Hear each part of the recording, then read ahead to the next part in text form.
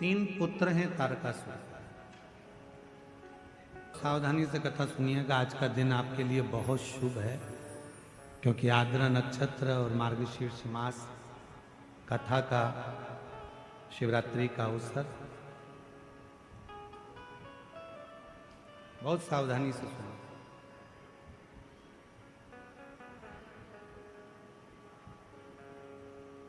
तारकासुर के तीन बेटे तारकाक्ष, विधुमाली और कमलाक्ष। तीन। जब तारकासुर चला गया, प्राण छूट गया,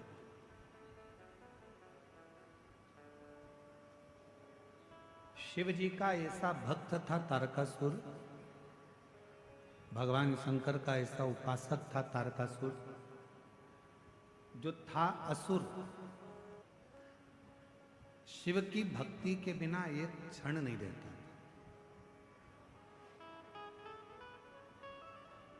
और हमने पहले भी कथा में कहा, फिर कह रहा है, 33 कोटि देवता में केवल एक देव अधिदेव महादेव ऐसे हैं जिनका कोई दुश्मन नहीं।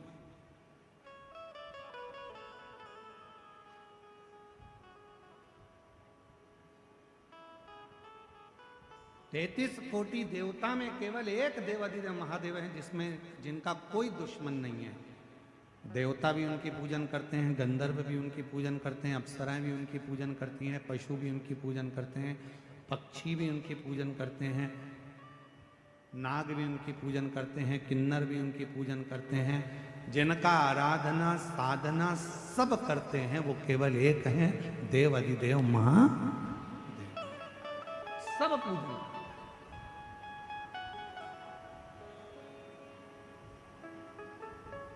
और जिसने भी भजा उसको मिला।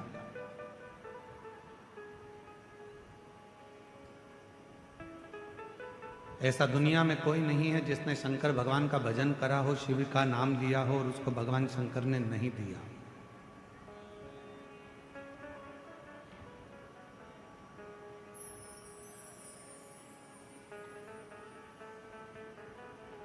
जिसने भजा है उसको मिला। तारकासुर ने केवल भगवान ब्रह्मा जी से एक ही वर मांगा था कि मुझे अगर वर देना चाहते हो तो ऐसा वर दो कि मरूं तो शिव जी के पुत्र के द्वारा मरूं, शिव जी के बेटे से मरूं।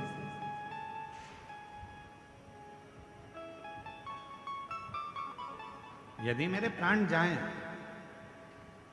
तो शंकर भगवान का बेटा मुझे मारे, इससे ज्यादा कुछ। क्यों?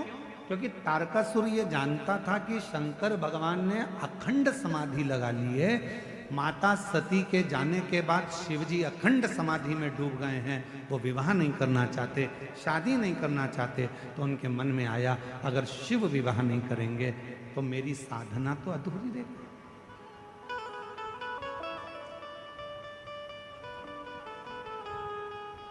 अगर शिव विवाह ना करेंगे तो मेरी साधना तो अधूरी है।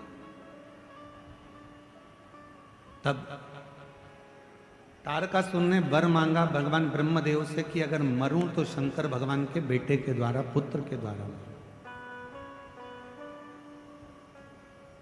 अब तारकासुर को मारना है तो भगवान शंकर का विवाह करना जरूरी है। देवताओं ने शिव जी की समाधि को तोड़ने के लिए कामदेव को भेज दिया।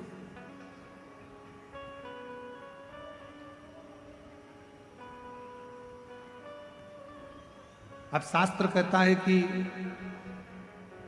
गुरुजी आप कहते हो कि शंकर भगवान की तप साधना को कोई नहीं तोड़ सकता, शंकर भगवान की साधना को कोई नहीं छोड़ सकता, फिर शंकर भगवान ने, कामदेव ने शिव जी की समाधि को क्यों तोड़ दिया? भाई ध्यान देना, स्मरण में लेना, शिव जी सती के पति हैं, कामदेव रति के पति हैं। सती और रति ये दोनों दक्ष प्रजापति की बेटी हैं। शंकर भगवान को लगा मेरा साड़ू भाई आया है और मेरा साड़ू भाई आया है, ये कामदेव आया है, अगर मैं नेत्र नहीं खोलूंगा तो अतिथि का अपमान हो जाएगा, इसका सम्मान करना। और इसका सम्मान करना जरूरी है। शिव जी ने अपना नेत्र खोला, कामदेव जलकर भस्म हो गए, रति मां रोती रही, बिलखी। शंकर भगवान का विवाह पार्वती जी के साथ में पक्का हुआ। भगवान के तेज पुंज को ले जाकर गंगा जी के जल में छोड़ा गया। गंगा की धार से 6 पुत्रों ने जन्म लिया। कृतिकाओं ने उसका पालन करा। जब 6 ही एक साथ रोने लगे, 6 ही एक साथ दूध पीने लगे, तो कृतिकाएं परेशान हो गईं। हाथ में गंगा का जल लेकर उन्होंने 6 ही को एक कर दिया, तो मुख तो 6 रह गए, शरीर एक हो गया, जिनका नाम षडानंद कार्तिकेय हो गया। बोल कार्तिकेय महाराज की। षडानंद कार्तिकेय जिनका बाप।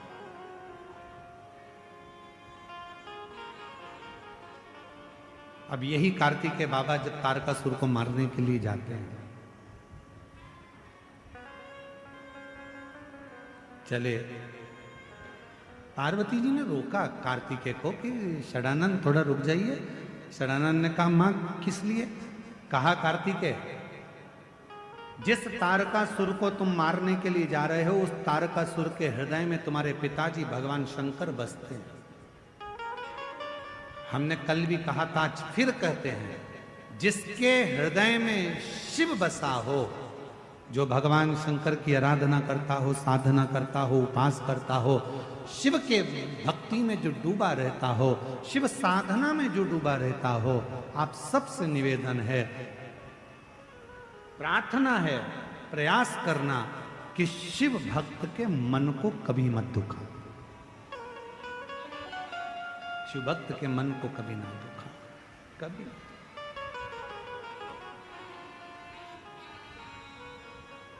महाराज, जब हम आराधना करते हैं, साधना करते हैं, भक्ति करते हैं, भजन करते हैं, स्मरण करते हैं, तो इस बात का हमको स्मरण करना चाहिए। और हम तो संपूर्ण क्षेत्रवासियों से हम क्यों कहते हैं, आप लोगों से क्यों कहते हैं कि आओ तो अपने घर से कुछ बना कर लेकर आया करो, अपनी अड़ोसन पड़ोसन, अड़ोसन कहते हैं सीधे हाथ वाली को, भली को धड़ोसन कहते हैं पीछे वाली को, तो प्रयास करा करो कि अपने घर से कुछ बना कर लाई, या टॉफी लाई, या बिस्कुट लाई, या कोई सामान लाई, या पानी लाई, तो थोड़ा थोड़ा थोड़ा थोड़ा सबको देने का प्रयास करा करो, उनका मुख झूठा कराने का प्रयास करो, प्रयास।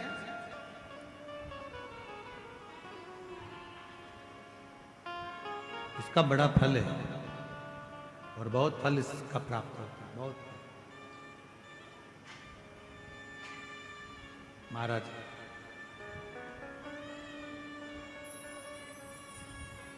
शिव कथा कर रही है, भगवान शंकर का संवाद कर रहा है। तारकासुर को तुम मारने के लिए तो जा रहे हो, पर तारकासुर के हृदय में शिव बसे, भगवान शंकर बसे। तुम तारकासुर का संहार करो, मना नहीं है क्योंकि असुर है,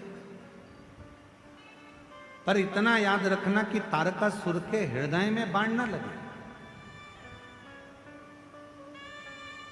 उसका दिल ना दुखाया जाए, हृदय ना दुखाया। ठीक है, गए षडानंद कार्तिकेय जी महाराज, और षडानंद कार्तिकेय जी महाराज का तारकासुर के साथ में युद्ध प्रारंभ हुआ। शंभु शंभु शंभु, तारकासुर के साथ में युद्ध प्रारंभ हुआ। और जैसे ही तारकासुर के साथ में युद्ध प्रारंभ हुआ, बाण पर बाण छोड़े गए, पर हृदय में मारे, हृदय में। आखिरी में तारकासुर के प्राण चले गए, प्राण चले। एक बड़ी सुंदर सा बात आती है, हम फिर निवेदन करेंगे कि जिसके शरीर में अगर कोई बहुत बड़ा रोग आ जाता है,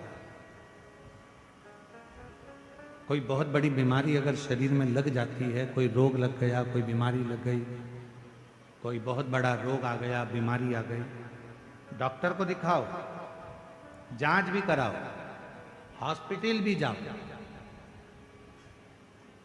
और अच्छे से अच्छे डॉक्टर को दिखाओ, पर साथ में एक काम और करो।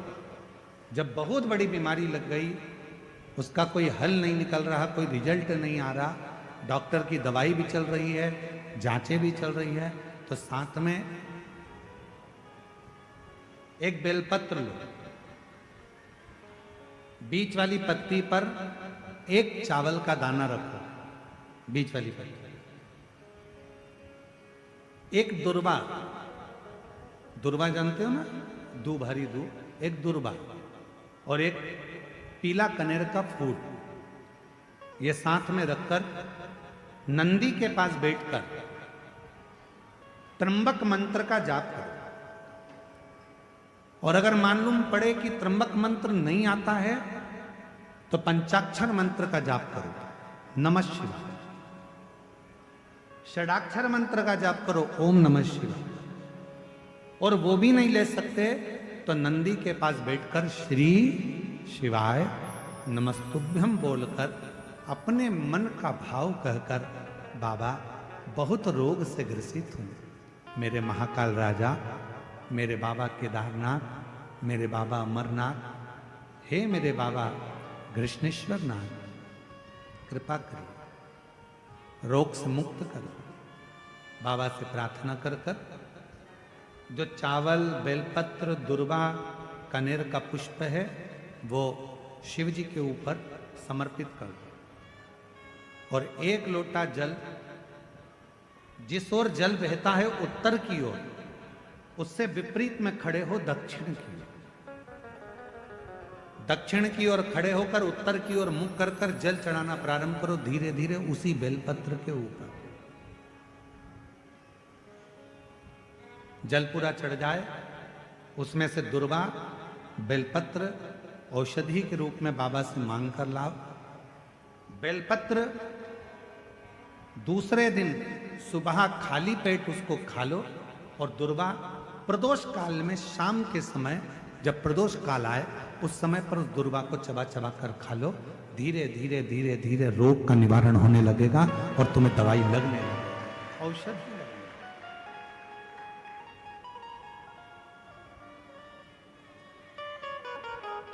एक पत्र है, अच्छा है, देख, शंभु शंभु शंभु। आप जिस भावना से आते हो, बैठे लाखों की संख्या में शिव महापुराण की कथा को श्रवण कर रहे हो, जब कथा पूरी हो जाए, और कथा जब पूरी हो, आरती हो, आरती होने के बाद जब कर्पूर गौरम हो, आप अपनी भूमि को जब नमन करो, प्रणाम करो, उस भूमि की मिट्टी को अपने मस्तक पर लगाकर उससे प्रार्थना कर कर जाना, बाबा बहुत दुखी हूं, मेरे शंकर, मेरे त्रिकालदर्शी, मेरे कैलाशी, मेरे अविनाशी, हे शिव, मेरे मन की मुराद को पूर्ण करना, मेरे दुख को समाप्त करना, आप कृपा करना मेरे शंकर, आप करुणा करना मेरे महादेव। खींचना पड़ रहा है बोलने में, मेरे शिव आप करुणा करो, कृपा करो, दया करो। आ जाओ, आ जाओ बेटा, आप करुणा करिए, आप दया करिए, आप कृपा करिए। तारकासुर के 3 बेटे, तारकाक्ष, दिगंमाली, कमलाक्ष की 3 पुत्र हैं, और तीनों पुत्र ब्रह्मा जी से वर प्राप्त करते हैं कि हमारे प्राण न छूटे। ब्रह्मा जी ने कहा, संसार में अगर जन्म लिया है तो प्राण तो जाएंगे, मृत्यु तो हो निश्चित। और यदि आप कह रहे हो कि मृत्यु निश्चित होगी, मौत आएगी, तो हमें वर दीजिए कि हम मरें तो तीनों एक साथ मरें। हमारे प्राण छूटे तो तीनों के एक साथ छूटे।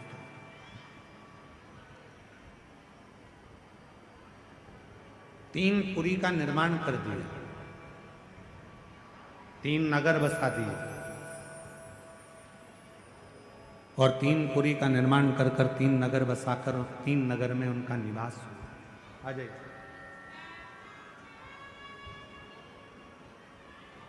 तारकाक्ष, विदुम्माली, कमलाक्ष, तीनों ने विचार कर लिया कि अपन तीनों कभी मिलेंगे नहीं। कैसे? भगवान शिव जी से जाकर प्रार्थना करी। भगवान शंकर ने कहा कि मैं एक बड़े पशु का रूप धारण करता हूं, नंदी का रूप धारण करता हूं, एक बड़ा पशु बन जाता हूं, और तुम भी पशु बन जाओ। मैं तुम्हारा पति बनकर बड़े नंदी का रूप रखकर, बड़ा पशु का रूप रखकर तुम्हारे पीछे दौड़ूंगा, तुम आगे आगे दौड़ना। तारकाक्ष, विदुम्माली और कमलाक्ष के इन तीनों को एक जगह पर एकत्रित करना। इन तीनों को जब एक जगह पर एकत्रित करोगे, मैं इन तीनों का संहार कर दूंगा। कितना दयालु है मेरा शिव, जो समझने वाला विषय।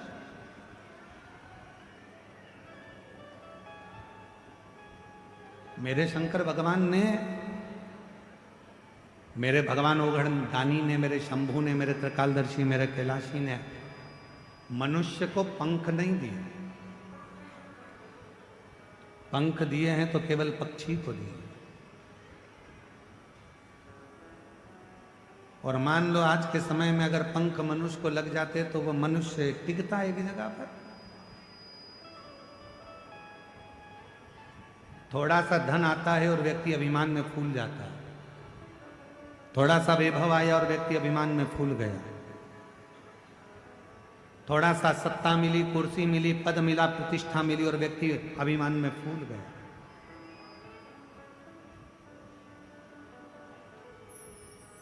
इसीलिए भगवान जो भी देता है वो सोच समझ कर देता है, बड़ा समझ कर देता है। मनुष्य को पंख नहीं दिए क्योंकि भगवान को भी मालूम था अगर इसको पंख लग गए तो यह आग लगा देगा, उड़ता फिरेगा, यहां वहां दुनिया का नुकसान करता फिरेगा, दुनिया में कुछ ना कुछ हाहाकार करता फिरेगा। इसलिए भगवान ने मनुष्य को पंख नहीं दिए। भगवान ने तो केवल हाथ दिए हैं, शीश दिया है, मुख दिया है, नेत्र दिए हैं, श्रवण शक्ति दी है, चरण दिया है। शिव ने कृपा कर कर ये वर्णन कर दिया कि ये जो शरीर दिया है ये केवल भगवत भजन के लिए दिया। भगवत भजन। कल हमसे गणेश प्रसाद तिवारी जी कह रहे थे कि गुरुजी आप ऐसा आशीर्वाद देकर जाना कि जो सुरभि